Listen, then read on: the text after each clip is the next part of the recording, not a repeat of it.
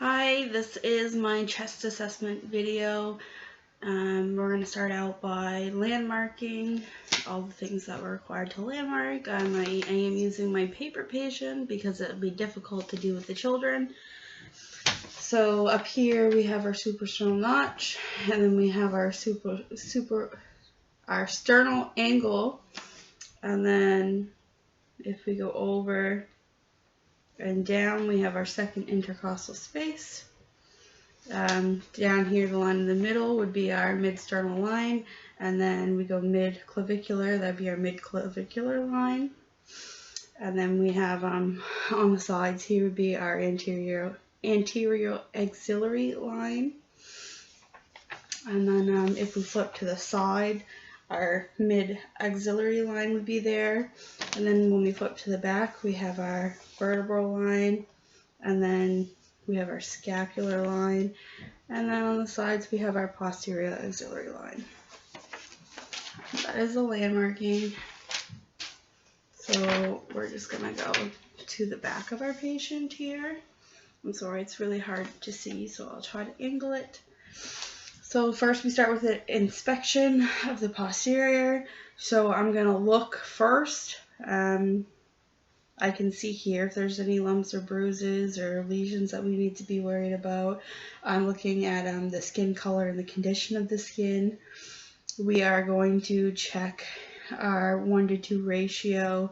So we could go to the sides and see how long that is, or the back, see how long that is, and then the side, and it should be a 1:2 ratio. And we can note the patient's breathing pattern, if they're breathing in and out normally, and the pattern of that.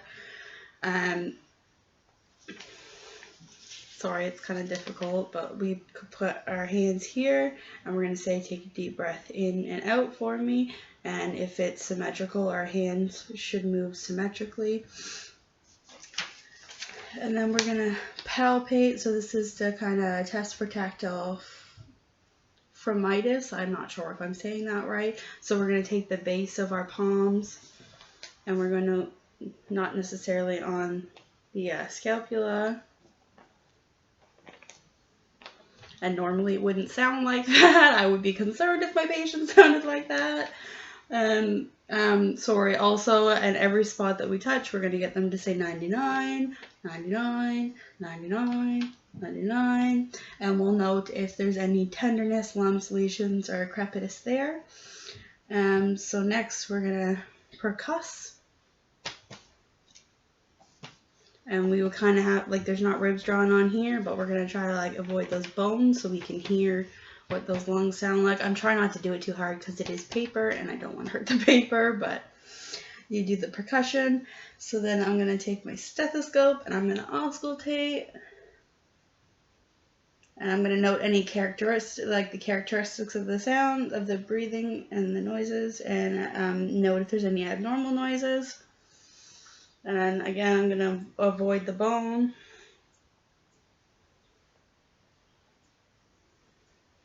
And you kind of do a Z pattern.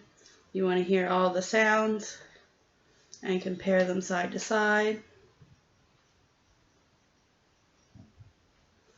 And then you would check the side for that extra third lobe.